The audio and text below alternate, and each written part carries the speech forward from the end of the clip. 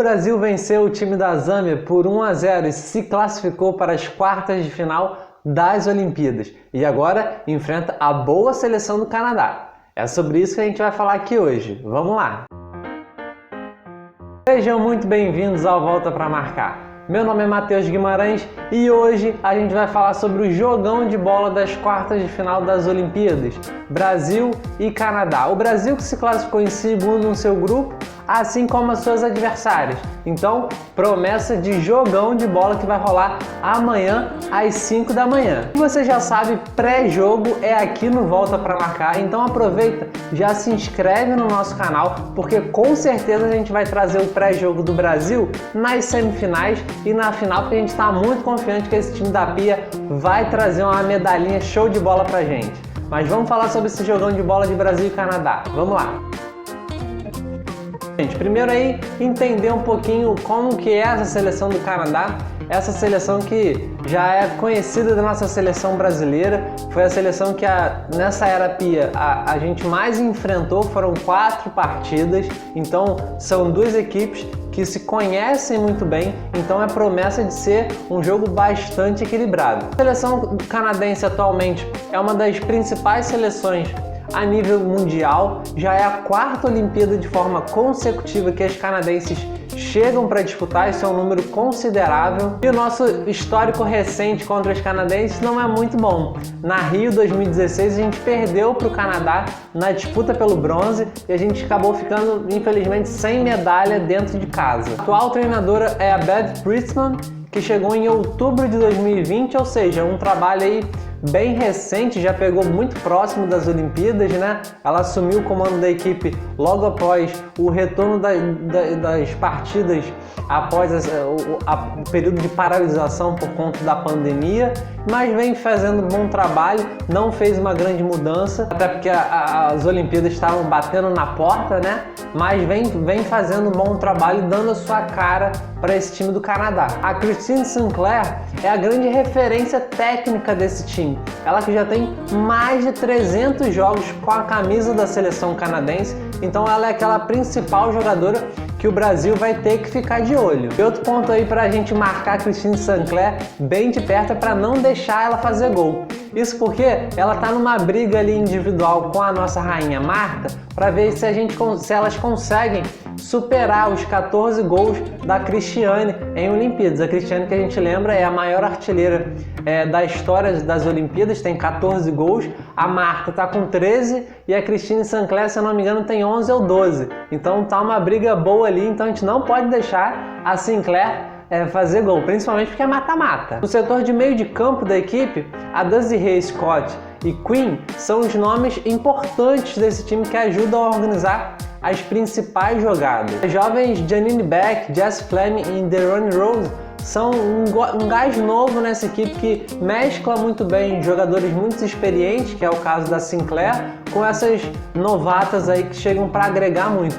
A Janine Beck, inclusive, apareceu entre as 6 jogadoras que você precisava conhecer antes das Olimpíadas. Se você ainda não conheceu elas, vá lá no vídeo assistir porque tá bem legal. Esse time canadense costuma jogar aí num 4-3-1-2, atuando com a Sinclair ali sempre sendo uma referência, né? Seja jogando lá como centroavante, fixa no ataque, seja como voltando um pouquinho para ser essa meia armadura do time, depende muito do contexto da partida. Esse time do Canadá é diferente das adversárias que o Brasil enfrentou até aqui, China, Holanda e Zâmbia, que tinham defesas muito frágeis. Esse time do Canadá tem uma defesa bem sólida, é bem complicado a gente penetrar nessa defesa e tem um ataque muito veloz, então por isso ficar de olho aí nos contra-ataques, principalmente pelas pontas aí onde o time canadense tem muita velocidade. Outro aspecto que vale a pena citar aqui é que esse time canadense costuma vencer muitos duelos,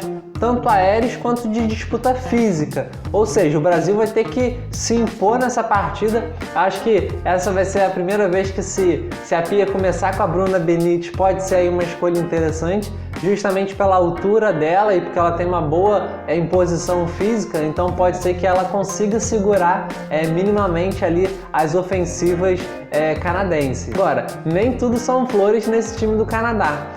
Esse time canadense gera muitas oportunidades de gol, mas a taxa de conversão, ou seja, a quantidade de gols é muito baixa. Esse time tem um problema aí no último passe, na finalização, então isso pode ser um diferencial, ainda mais que a nossa defesa, principalmente a nossa dupla de zaga, né, a Rafaele e a Érica, são duas defensoras muito acima da média. Então, se o Canadá normalmente já tem dificuldade de fazer gol, imagina enfrentando uma defesa bem postada, bem consolidada. A principal jogadora desse time, sem dúvida nenhuma, aquela jogadora que a Pia vai ter que botar alguma meio-campista para ficar correndo atrás dela, é a Christine Sinclair, ela que tem atualmente 38 anos e é a maior jogadora da história da seleção canadense. Ela já tem 302 partidas com a camisa da seleção e 187 gols. É muito gol que a Christine Sinclair fez. Inclusive, a Christine Sinclair apareceu nesse vídeo aqui como as maiores artilheiras da história do futebol feminino. Corre lá se você não conhece cada uma das artilheiras, porque tá bem interessante essa lista e a Christine Sinclair tá quase lá no topo dela. Aí você deve estar se perguntando, pô, 38 anos ela já não deve ser aquela jogadora que consegue se impor tanto no ataque. Pois é, mas ela é uma jogadora que consegue dar uma organização ao ataque do Canadá muito maior. Ela pela experiência e pela qualidade técnica mesmo, ela consegue organizar muito bem essas jogadas e é uma jogadora perigosíssima. Além de aumentar também a capacidade de finalização desse time. Como eu falei, o Canadá tem problemas em relação ao último passe e a finalização, e a Christine Sinclair, por toda essa experiência, por toda essa quantidade de gols que eu falei, consegue melhorar um pouquinho esses números quando está dentro de campo. Outro ponto muito importante é que a Sinclair consegue segurar muito bem essa bola no ataque.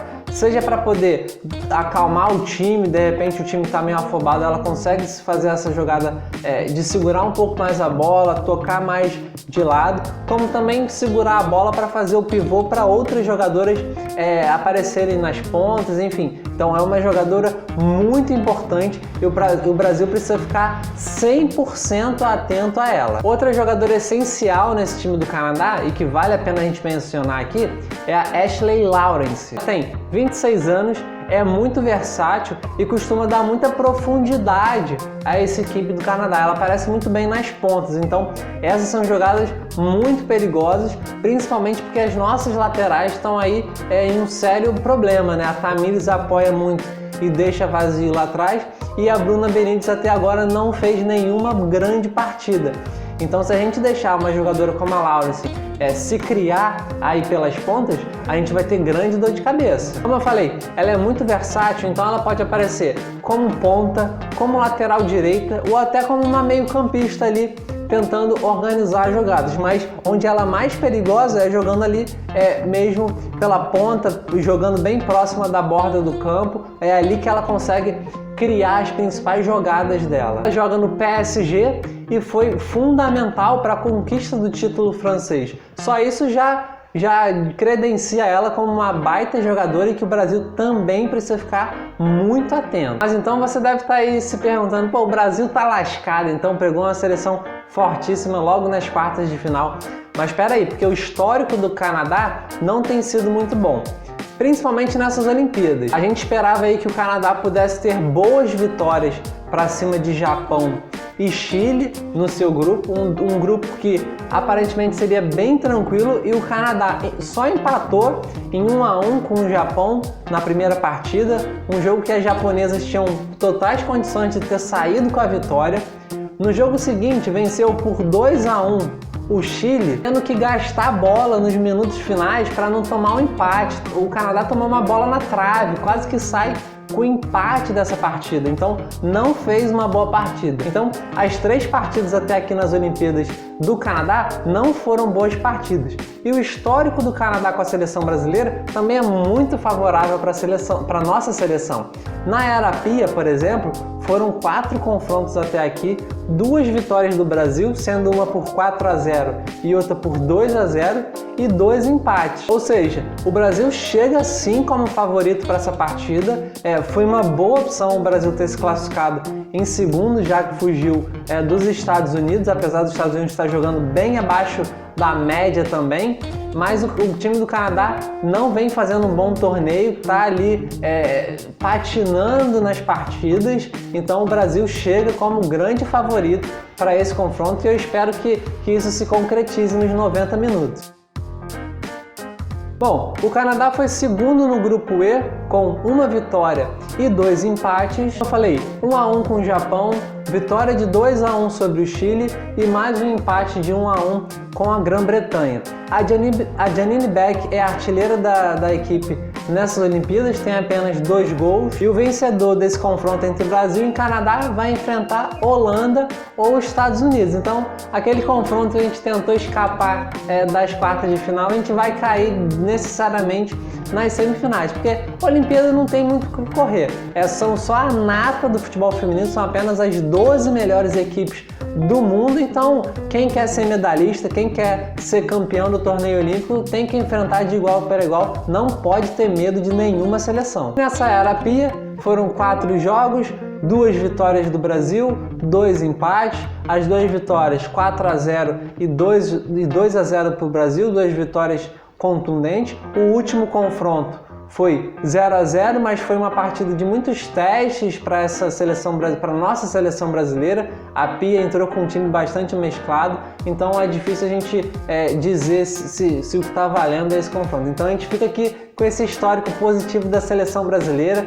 Lembrando que o jogo é amanhã, às 5 da manhã, com transmissão da TV Globo, da Sport TV, da Band Sport. E o pré e o pós-jogo você assiste aqui no Volta Pra Marcar. Por isso que você precisa estar inscrito aqui no canal e ativar as notificações para o YouTube te avisar quando sair vídeo novo. Eu agradeço demais a você que chegou até aqui, isso é muito importante para o nosso crescimento do canal. A gente já atingiu a marca de 500 inscritos, isso dá muito gás para a gente continuar trazendo bastante conteúdo de futebol feminino aqui no canal. Então, mais uma vez eu agradeço a vocês e forte abraço!